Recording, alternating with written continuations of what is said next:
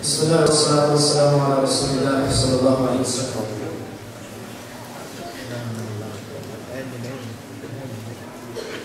First question.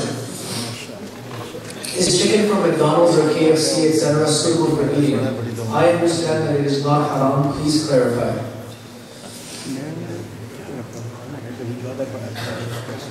There are two verses in the Quran that you need to keep in mind. The first verse is وَلَا تَأْكُلُوا مِمَّا لَمْ يُذْكَرِ اسْمُ اللَّهِ عَلَيْهِ. Don't eat from any animal that has not been slaughtered with the name of Allah. Any animal upon which the name of Allah was not taken at the time of slaughtering, it is not halal, regardless of if a Jew slaughters it or a Christian slaughters it. Okay? The other ayat is وَطَعَامُ الَّذِينَ أُوتُوا الْكِتَابَ حِلٌّ لَهُمْ.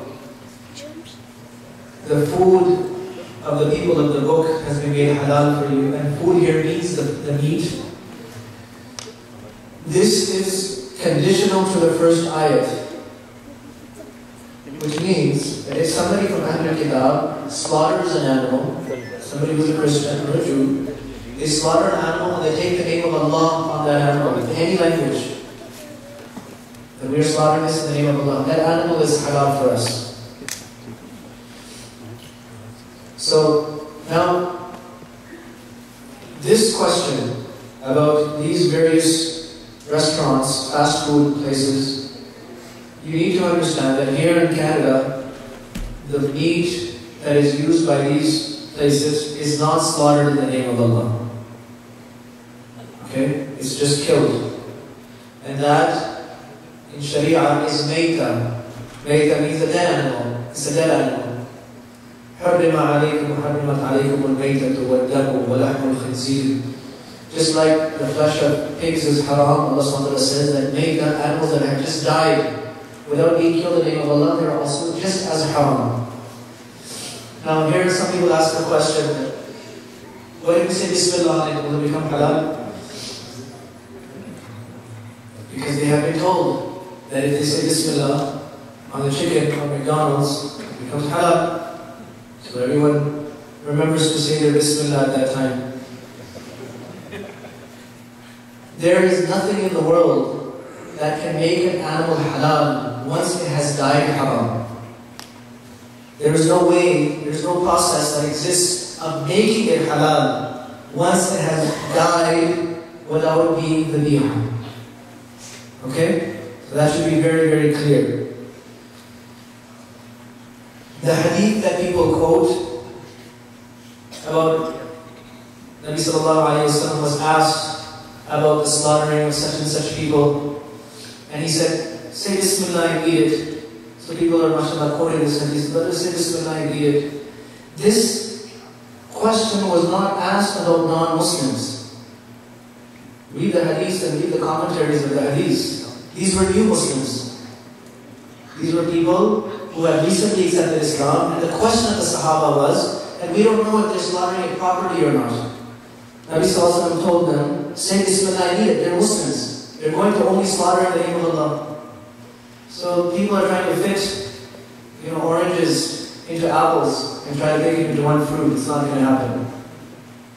نہیں ہے ہمارے بس مسلمان community میں ایسے کچھ لوگ ہیں جو اس قسم کی بات کرتے ہیں، اور وہ موسٹلی بدقسمتی سے ہمارے عرب بھائی ہیں زیادہ تر اس میں، اور اسی کے نتیجے میں ہندوستانی پاکستانی بھی ان سے متاثر ہوتے ہیں. بات یہ نہیں ہے، بات یہ ہے کہ آپ قرآن کریم کو دیکھ لیں. قرآن کریم کی تعلیم سورہ انعام پڑھ لیجیے. اللہ تبارک و تعالیٰ نے فرمایا ہے کہ اور جانور کے ذبح کرنے کے مسائل میں آتا ہے، وہ سارا جانوروں کی بات ہے، حلال جانوروں کی. اللہ تبارک و تعالیٰ نے فرمایا کہ جب ان کو تم ذبح کرو تو اس پر اللہ کا نام لو. مسلمانوں کا طریقہ ہمیشہ سے رہا ہے کہ جانور کو ذبح کرتے وقت بسم اللہ اللہ اکبر پڑھتے ہیں. تو جس جانور پر ذبح کرتے وقت بسم اللہ اللہ اکبر نہ پڑھا جائے وہ اسلامی ذبیحہ نہیں ہوتا. جب اسلامی ذبیحہ نہیں ہوتا تو پھر ہم اس کو اس کیٹیگری میں نہیں ڈال سکتے جو مسلمان گوشت کھاتے ہیں. لہٰذا جو لوگ یہ کہتے ہیں کہ آپ بسم اللہ پڑھ کے کھا جائیں، یہ اتنی بڑی بدعت ہے جو لوگوں نے شروع کر دی ہے. ورنہ نبی علیہ السلام, ہاں بسم اللہ پڑھ کے تو ہر کام کرنا ہے. ہم تو ڈرائیو بھی کرتے ہیں تو بسم اللہ پہلے پڑھتے ہیں, ہم تو سبزی کھاتے ہیں تو بھی بسم اللہ پڑھتے ہیں, ہم پھل کھاتے ہیں تو بھی بسم اللہ پڑھتے ہیں. تو کھانے کے اوپر بسم اللہ پڑھنا گوشت کے لیے نہیں ہے, وہ تو ہر چیز کے لیے. ہم تو گھر سے باہر نکلتے ہیں بسم اللہ پڑھتے ہیں. مسلمان جب بھی کوئی کام کرتا ہے بسم اللہ سے شروع کرتا ہے. تو اس کا کھانے سے تعلق نہیں, وہ جو پڑھنا کہہ رہے ہیں. قرآن میں جو اللہ نے بیان فرمایا وہ جانور کے ذبح کرنے کے ساتھ فرمایا. اللہ نے فرمایا کہ اس پر اللہ کا نام پڑھنا ہے. تو جو لوگ یہ کہتے ہیں ہمارے نزدیک وہ بالکل اسلامی ذبیحہ کی کیٹیگری میں نہیں آتا, اس کو نہیں کھانا چاہیے اور اس سے بچنا چاہیے. یہ پوچھا جاتا ہے سوال کہ جو مرغیوں کی فیڈ ہوتی ہے اس میں بعض اوقات آپ نے بولا استعمال کیا, سپوت بھی ہوتا ہے, سور بھی ہوتا ہے, اس کی چربی بھی ہوتی ہے. دیکھیے اس میں یہ بات یہ نہیں, وہ تو ہمارے دین میں سور کی ہر چیز حرام.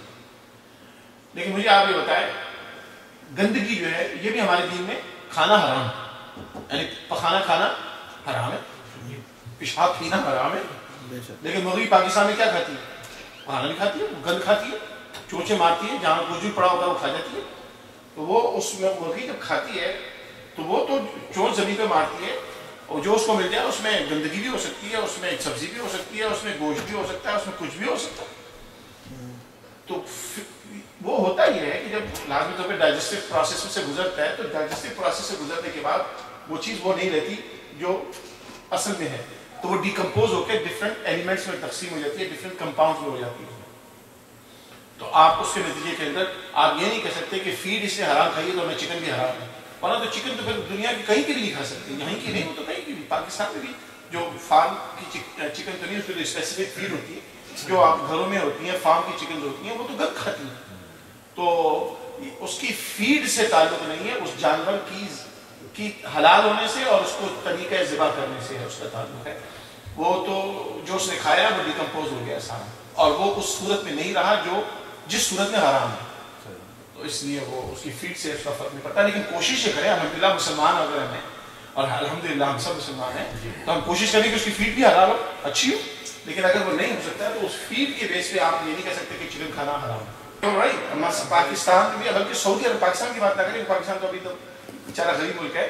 سعودی عرب کے اندر چونکہ یہاں سے امپورٹ ہوتا ہے سب کچھ, وہ وہاں بھی پولٹری فارم وغیرہ جو ہے وہ وہاں یہیں کی فیڈ جاتی ہے. تو جو فیڈ یہاں کی چکن کو مل رہی ہے وہ سعودی چکنوں کو بھی مل رہی ہے.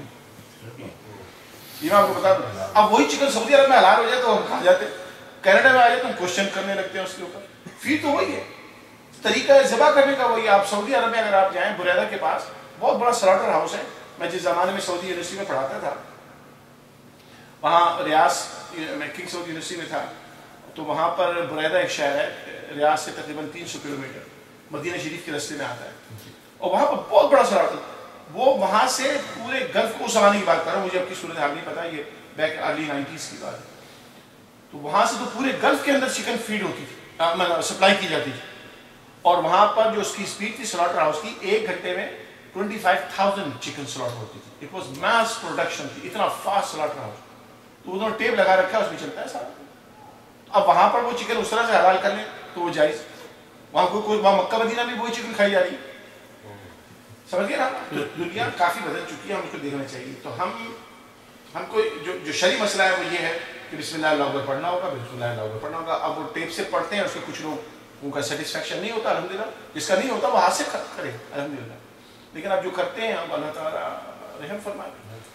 لیکن وہ فیڈ میں بات جو ہے نا, فیڈ وہی چل رہی ہے, وہ یہیں سے بن گیا. سمجھ گیا, وہ ٹھیک ہے اگر وہ بالکل. اس میں علماء کا فتویٰ ہے, کیونکہ دیکھیے اسلام میں اجتہاد علماء کرتے ہیں, اور وہ اجتہاد جدید دنیا کے مسائل کی روشنی میں کیا جاتا ہے. سائنس اور ٹیکنالوجی اتنی ایڈوانس ہو رہی ہے, تو اس میں علماء نے اجتہاد کیا ہے کہ بھائی کیونکہ اب ہاتھ سے چکن کریں گے تو ماس پروڈکشن اس کی نہیں ہوتی. آپ ویسٹرن دنیا سے پیچھے اس لیے ہم لوگ رہ گئے نا کہ ہم نے ابھی تک انہی چیزوں میں چل گئے جو ہمارے دین میں اس کی اجازت ہے. علماء نے اجتہاد یہ کیا, انہوں نے کہا کہ بالکل وہ جائز ہے اور اس کو کھا سکتے ہیں. تو یہاں سے ایک سوال پیدا ہوتا ہے کہ اگر یہ تو وہ لوگ ہیں جو مسلمان ہیں اور وہ ٹیپ لگائیں گے تو وہ کریں گے, اگر جو کوئی مسلمان نہیں ہے, ہم ایک مثال لے لیتے ہیں کہ دوسرے کوئی کسی اور فرقے سے ہے, وہ ٹیپ لگا لے. نہیں, بہت اچھی بات, ماشاء اللہ, آپ کو خوش رکھیں, بہت اہم سوال ہے. دیکھیے اس کو یوں سمجھیں کہ اگر ایک مسلمان ہے, اگر ایک مجلس سے کوئی غیر مسلم ہے کسی بھی مذہب کا, اگر وہ بسم اللہ اللہ اکبر پڑھ کے چکن حلال کرے یا بکری حلال کرے وہ حلال نہیں ہے. یاد رکھیے ذبح کرنے والے کا مسلمان ہونا لازمی ہے. سمجھ گئے آپ؟ چاہے اگر مثلا فار ایگزامپل کوئی ہندو آدمی ہے یا عیسائی ہے یا دوسرے مذہب کا ہے, اگر وہ بسم اللہ اللہ اکبر پڑھتا ہے اور وہ حلال ہوتا ہے پھر بھی حلال نہیں ہے. حلال کرنے والا بھی مسلمان ہونا چاہیے, اور جو لفظ کہے جائیں وہ تو ہیں ہی ہمارے دین کے. اب اس کو آپ تھوڑا سا سائنس اور ٹیکنالوجی کی روشنی میں دیکھیے تو سلاٹر ہاؤس کی جو مینجمنٹ ہے, جو انتظامیہ ہے, وہ وہاں کے مسلمان ہیں, وہ اس کے نگراں ہیں, وہ دے میک شور کہ یہ ہمارے دینی اسلامی ماحول کے اندر ہو. اب اس میں سائنس کا انوالومنٹ ہو گئی, ٹیکنالوجی کی انوالومنٹ ہو گئی, یہ انہی مسلمانوں کی نگرانی میں ہو رہا ہے. اگر اسی سلاٹر ہاؤس کا نگران کوئی غیر مسلم ہو جائیں گے تو وہی کیٹیگری میں آ جائیں گے. تو یہ نئی چیزیں ہیں جو نبی صلی اللہ علیہ وسلم کے زمانے میں تو نہیں تھی, اس کی روشنی میں ہمیں اس کو سوچنا پڑتا ہے. تو بعض لوگ کنفیوز ہوتے ہیں. مسلمان کی نگرانی میں سلاٹر ہونا ضروری ہے مشینی اعتبار سے, اور اگر ہاتھ سے کر رہے ہیں تو مسلمان کا ہاتھ ہونا ضروری ہے. صلی اللہ علیہ وسلم نے قرآن کریم کے اندر اللہ تعالیٰ نے بتا رہے ہیں اہل کتاب کا ذریعہ ہم کو کھانے کی اجازت دی ہے. لوگ کہتے ہیں وہ حلال ہے, حرام نہیں, ذبیحہ کھانے کی اجازت ہے. اب اس میں دیکھیے یہ بھی بڑا اہم سوال ہے.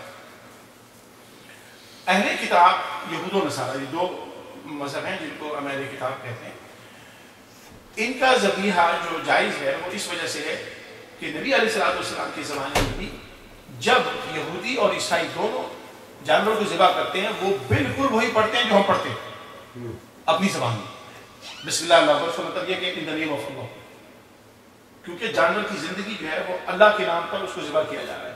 یہ ایک بڑا اہم مسئلہ ہے جو انشاءاللہ میں آپ کو اگر ہوں گے تو بتاؤں گا.